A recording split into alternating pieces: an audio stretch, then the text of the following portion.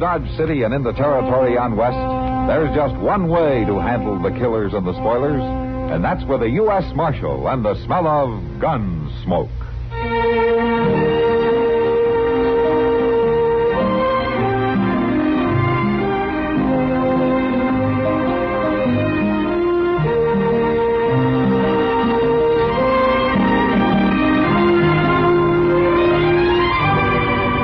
Gunsmoke, starring William Conrad, the story of the violence that moved west with young America, and the story of a man who moved with it. I'm that man, Matt Dillon, United States Marshal.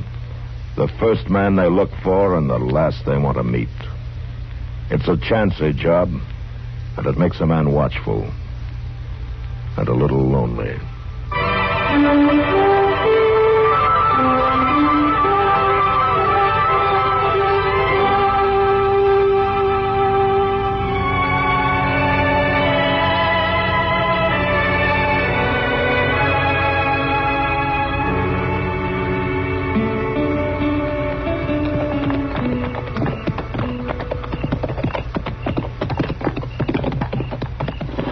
Looks like Moss has closed up the stable and gone home for the night, Mr. Dillon. Well, Andy Weeman must be around, though. He always is. Don't see no sign of him. Well, I'll open the door and we can get the horses inside at least. Yeah. All right, Chester. I declare I'm so tired I could lay right down in the stall and sleep with my horse. The way you roll around, the horse would get a worse kicking than you would. Now, the only time I toss much is when I've ate something that don't set right with me. And it ain't too often I do that. No, sure isn't. Say, we gonna have to bed these horses down ourselves, Mr. Dillon? No, Andy will do it. He's probably in the back room. Come on, let's go see. I declare I just couldn't have rode another mile tonight. It was either ride to Dodge or to camp out. I can prove it to you, too. Hey, listen. The boys that know about Sounds it, like Andy's got somebody with him. And they will, too, one of these talking days. to himself more than likely. Just keep awake. Sure. Well, a livery stable doesn't need much of a night watchman anyway, I guess. Well, I'm not saying I don't believe it, Andrew, but I'm not saying that I do. That's old Miles McTagg with him. For the North Pacific Well, the two biggest liars in Dodge are at it again. All they need now is Doc. Black Hills. Andy never even seen the Black Hills. I know by myself. And then them Indians jumped on me. 12.5 of them. A whooping and a hollering and a shooting their arrows. I seen I only had one chance, so I spurred my horse and I rode for the timber. That doggone little liar. He got that story out of Ned Buntline. One of the boys we had in jail one time read it to him. In 5 minutes, them two trees were so full of arrows they looked like porcupines. And when the fight was over, there was 14 Indians laying dead all around me. Other two got away while I was reloading. Well, that's only 16. You said there was 12.5. Well, that's only a matter of speaking. 16's the same as 12.5. Aha. No, it is not. It lacks 2. 18's 12.5. Let's go in and say hello, Chester. All right, you. Oh, dang it, Miles. I told you that... Oh, Marshal.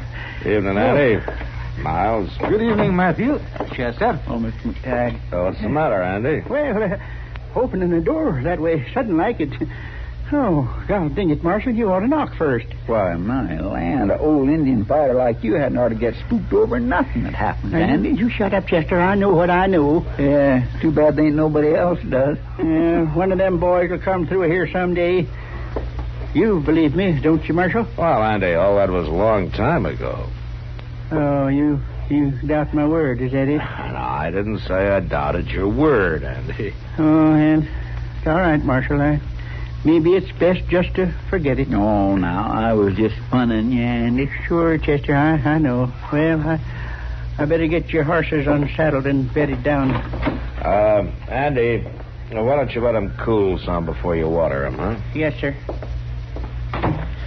Oh, that's a pity, Matthew. He's a fine-hearted old man. It's a shame he's so prone to prevaricate. Well, he's like a lot of us, Miles. He tells about the things he wishes he'd done, wishes he had the courage to do. Marshal. Yeah, what is it, Andy? There's somebody here. It's... Evening, Marshal. Chester.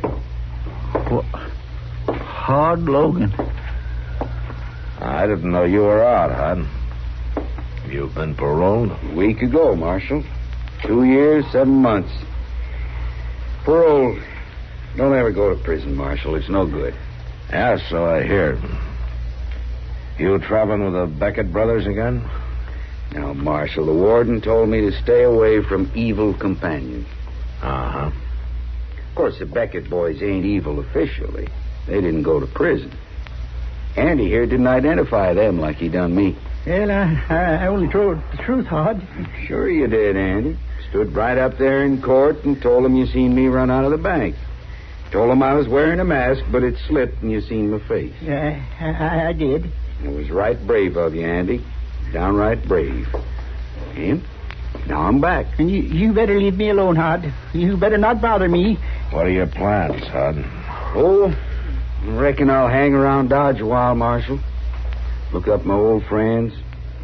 Drop in and pass the time with Andy here once in a while. No, you stay away from me. No, that ain't being very kind to a man who's paid his debt, Andy.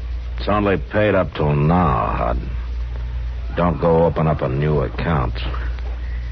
Now, it's a funny thing, Marshal. Man can't always plan too far ahead. He don't always know just how things are going to work out.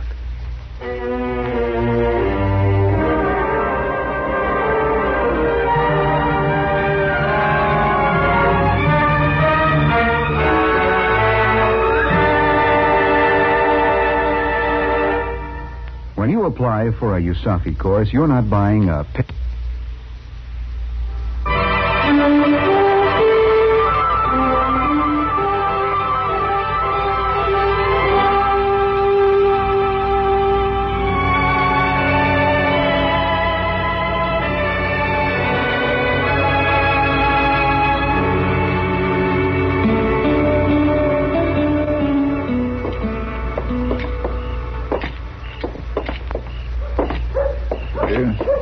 Mr. Dillon, Yeah, Chester. there's the Long Branch right there ahead of us. Yeah. It's always been there as far as I remember, Chester. Well, yes, sir, I know, but longs were passing it anyhow. Don't you reckon we might as well look in for a minute? No, what for? Well, my land, to say hello to whoever's in there. Like Sam Noonan, for instance? Well, yes, Sam. Anybody else, too, of course. What's the matter with you? You got a dime that's burning a hole in your pocket. I could do with a glass of beer, as far as that's concerned. All right, Chester, but I'm not going to stay long. I want to go see Doc. Well, maybe he's in there. No, the light's burning in his office.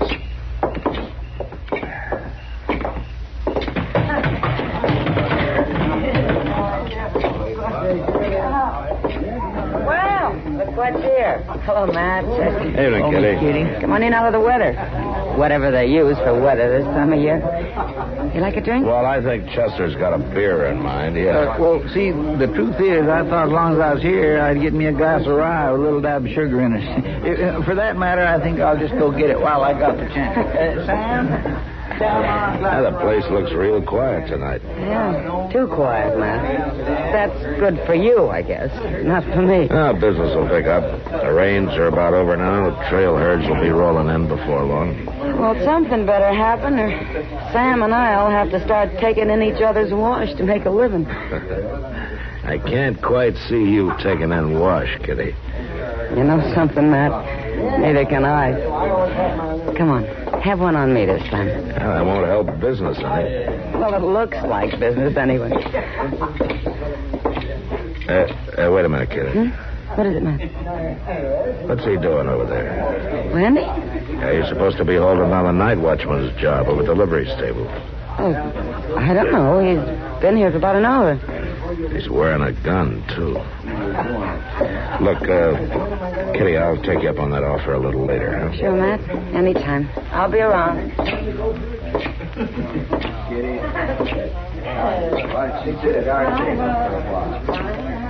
Hello, Andy. Oh.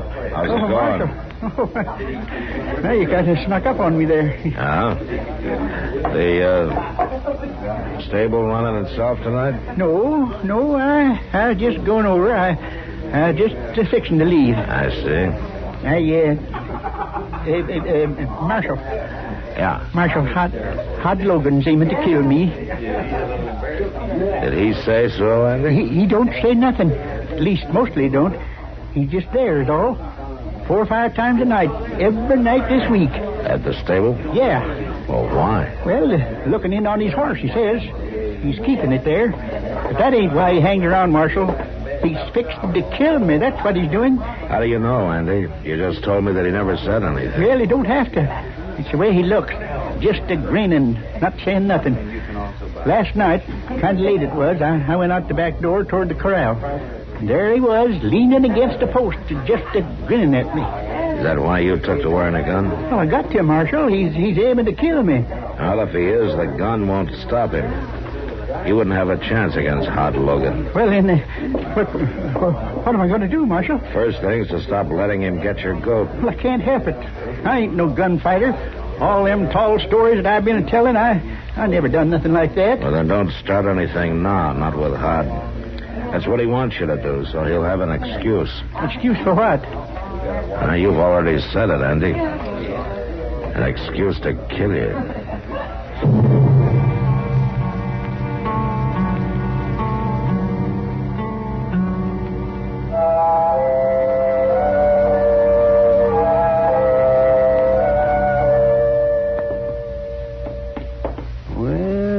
Let's see how this is coming along, Matt. Oh, yes, we got to get those stitches out. Can you roll that sleeve up a little higher? Well, if I do, I'll choke myself, but I'll try it. Mm-hmm. There. How's that, Doc? Fine. Fine. Yes, that seems to be healing all right. Yeah, that's a sign of good blood. Oh, your blood's all right, I reckon. What you got left of it? These bullet wounds. Nothing but bullet wounds since I came out here to this blasted frontier. You know, man, it'd be a downright pleasure to treat a plain, say a bellyache, a nice case of the gout. You wouldn't know what to do with a civilized practice, Yeah, Doc, and you know it. Be kind of nice to find out, though. Now, you want to brace yourself kind of here, man. I got to get those stitches out. Well, go ahead. I got a hold of them now, so I just wanted to... What did you do? Sew them through the bone? Well, you're lucky you got a bone there. An inch to the right and you wouldn't have.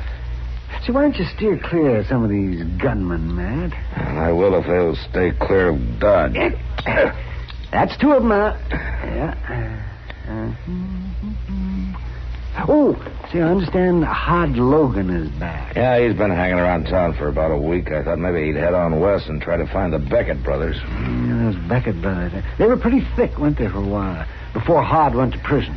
They ought to have gone, too, but we didn't have enough case against them. Hurts, doesn't it?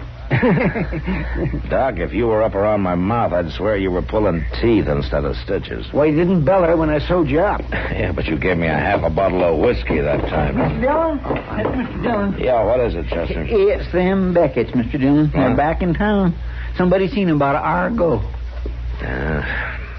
Doc, the rest of these will have to wait. I want to go talk to them before they meet too many old friends.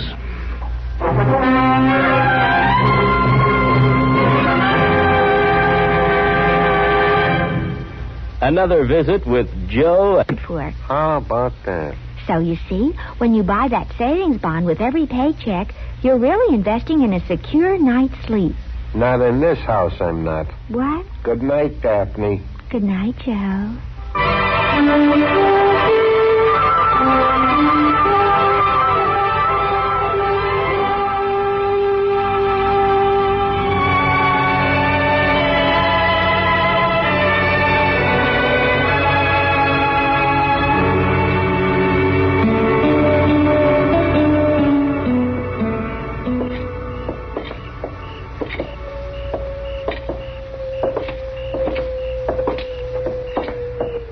Where do you figure they could be, Mr. Dillon?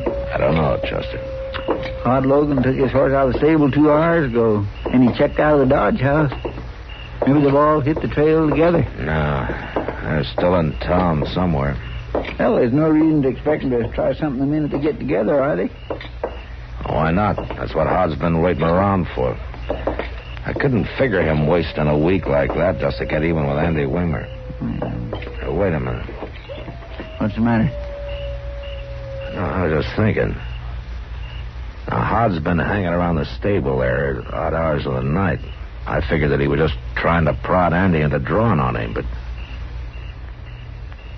Yeah, that might be something else. Chester, let's take a walk down between the stable and the general store, huh? All right.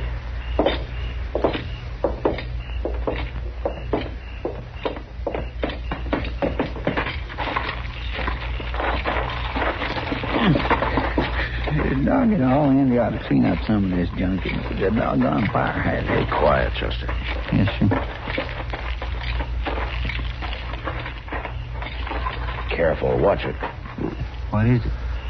Broken glass. Don't step on it. It'll make a noise. Oh. Hey, look. Somebody's busted open the window on the side of the store there. They've tore all the boards off. Yeah. So that's why Harte was hanging around the stable. People would get used to seeing him and not think nothing of it. That's what you meant, ain't it, Mr. Dillon? Back over here, Red. They're inside the store. Yeah. Probably after Jonas's safe. He could bust it open with a crowbar. They're going to be mighty surprised when they find us waiting for him here. We're not going to be waiting for him. Why not? I'm not sure that all three of them are in there. One of them might be out back of the stable with their horses. Now, look, you go back out to the street and go across to the Long Branch and get Sam Noonan to help you, and you wait there. And if Harte and the Becketts come out that way, you stop them. Well, now, they ain't coming out the front way. You know it. You do as I tell you. I'm going to be back at the stable. Yes, sir. But you be careful, Mr. Dillon.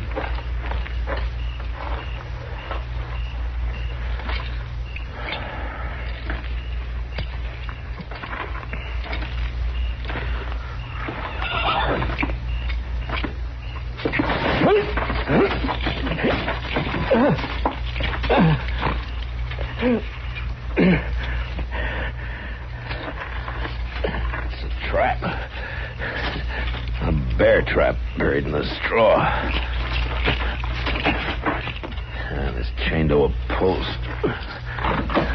Hey, caught you by golly. I reckon that'll learn you, Harte. It's not Harte, you crazy fool. Marshal. Keep your voice down. Oh, gosh, I'm mighty sorry. I put them traps there for Harte Logan so he couldn't sneak into the back of the stable. Well, get a trap setter and open this thing, will you? Yes, sir, right away. I got one hid up there with that water barrel.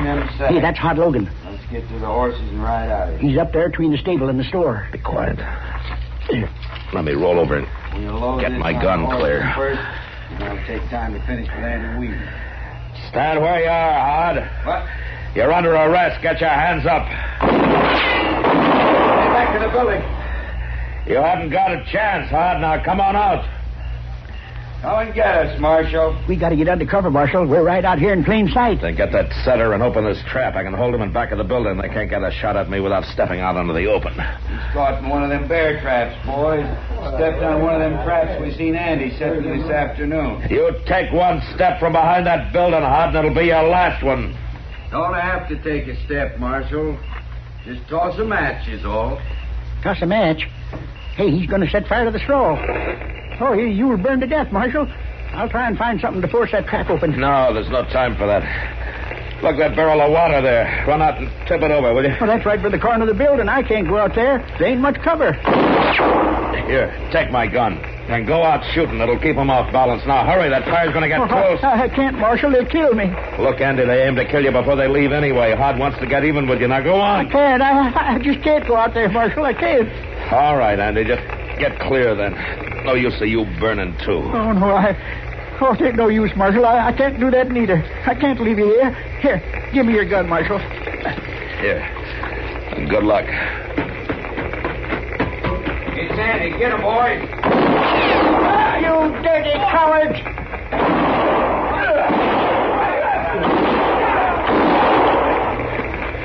Andy, dump that barrel over. I got it, Marshal.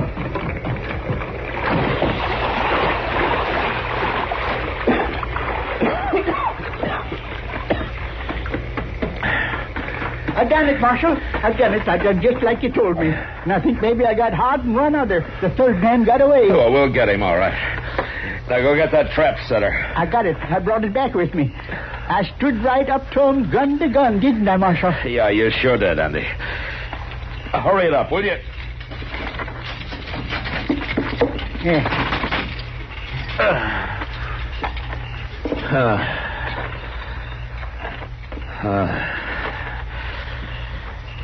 Well, Andy, you can forget about that Indian story now. I think this one's better. And I'll sure be around to back you up.